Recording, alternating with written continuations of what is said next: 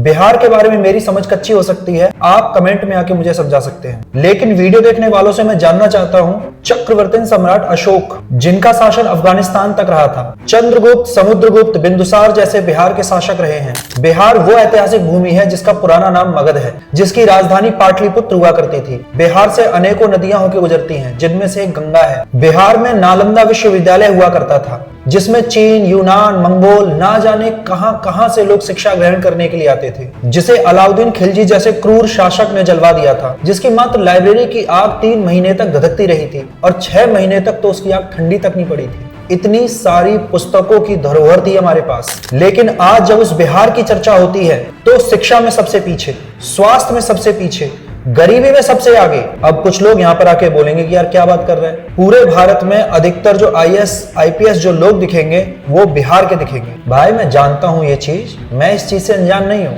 लेकिन मैं ये जानना चाहता हूं वो बिहार का बच्चा IAS IPS की तैयारी करता कहां पर है? क्या बिहार में अधिकतर लोग IAS IPS की तैयारी करते हैं? उनको अपनी स्टडी करने के लिए दिल्ली जैसे महानगरों में आना पड़ता है, इतना संघर्ष करना पड़ता है। क्या इन बच्चों को इतने संघर्ष की आवश्यकता है? क्या इनकी पढ़ाई की व्यवस्था वहीं बिहार में नहीं की जा सकती है? पिछले 70 सालों से बिहार को इतना पीछे करने के लिए जिम्मेदार कौन है? मुझसे ज्यादा बेटर तरीके से वो बच्चे जानते होंगे जो इस समय पर बिहार और यूपी में रह रहे हैं कि शिक्षा पाने के लिए, अच्छा स्वास्थ्य पाने के लिए उन्हें उन राज्यों में रहते हुए कितना संघर्ष करना पड़ता है, क्योंकि वहां की सरकारों ने शुरू से इतना ध्यान नहीं दिया। चलिए यूपी को तो एक बहुत अच्छा शासक मिल गया है, योगी जी से बेटर मुझे नहीं लगता कि यूपी के लिए कोई होगा, लेकिन बिहार अभी भी एक अच्छे राजनेता का इंतजार कर रहा है। ठंडे दिमाग से सोचो और जातिवाद को दिमाग से बाहर रख के सोचो। जो बिहार दुनिया का नंबर 1 राज्य हुआ करता था, ऐसा क्या हुआ कि 1947 के बाद वो सबसे पिछड़ा राज्य बन के रह गया? आज बिहार की पहचान गरीबी, बेरोजगारी और गुंडा राज से होती है। अब कई ज्ञानचंद आके बोलेंगे इसमें मोदी का हाथ है। अरे भैया जी, मोदी 2014 में प्रधानमंत्री बना है, वो केवल गुजरात का CM था, उसे गुजरात तक ही सीमित रहने दीजिए। बिहार की जो आज हालत है वो आज नहीं हुई है, इस हालत के पीछे कांग्रेस और पिछली सत्ताधारी पार्टियों का रहा है, वो रहस्य है बिहार की इस हालत का। और मोदी का काम देखना है तो प्लीज कुछ व्लॉग्स गुजरात के देखिए, और अगर आपको व्लॉग्स पे भरोसा नहीं तो खुद जाकर चेक कीजिए कि आज गुजरात की क्या स्थिति है, पहले गुजरात क्या था और आज गुजरात क्या है। तो मोदी पर ब्लेम डालना बंद कर दीजिए। अब मैंने जो बिहार का इतिहास देखा है, या जहां तक मैं राजनीति की समझ रखता हूं, तो बिहार का राजा कौन? लालू प्रसाद यादव जी, और इस समय के वर्तमान CM नीतीश कुमार। अब फिर से ज्ञानचंदों का दिमाग जागेगा और ज्ञानचंद बोलेंगे कि यार नीतीश कुमार तो बीजेपी के गठबंधन में है। तो भाई साहब, गठबंधन की सरकार और पूर्ण बहुमत की सरकार में फर्क होता है। आज जो बिहार की हालत ऐसी है उसके पीछे सिर्फ लालू प्रसाद यादव जी का हाथ है। कैसे? तो भाई घोटालों के नाम सुनिए। पहला, चारा घोटाला।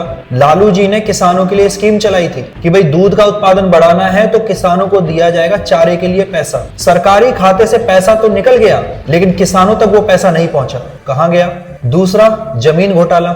एक स्कीम चलाई थी लालू जी ने कि सरकारी नौकरी ले जाइए, लेकिन बदले में आपको अपनी जमीन देनी पड़ी। तो इस स्कीम के चलते लालू जी ने भर भर के बिहार की जमीनों पे कब्जा किया और बेचारे गरीबों को सरकारी नौकरियों का लालच दिया। और कई लोग आके बोलेंगे यार सरकारी नौकरी दी तो सही गरीबों को, लेकिन आपको क्या लगता है जो व्यक्ति देकर सरकारी पद पर बैठा हुआ है वो कितना अच्छा देश के लिए काम करेगा? और बिहार की हालत देख लीजिए ना, अधिकतर जो सरकारी अफसर या बड़े अफसर जो बिहार के रहे हैं रिश्वत देकर ही बने हैं, और रिश्वत के नेता, रिश्वत के अधिकारी, रिश्वत के IAS, ये जितने भी लोग हैं वो कैसे एक राज्य को चलाते हैं, वो एक सबसे अच्छा एग्जाम्पल है बिहार का कि क्या हालत कर दी है ने बिहार की। अगला, मिट्टी घोटाला।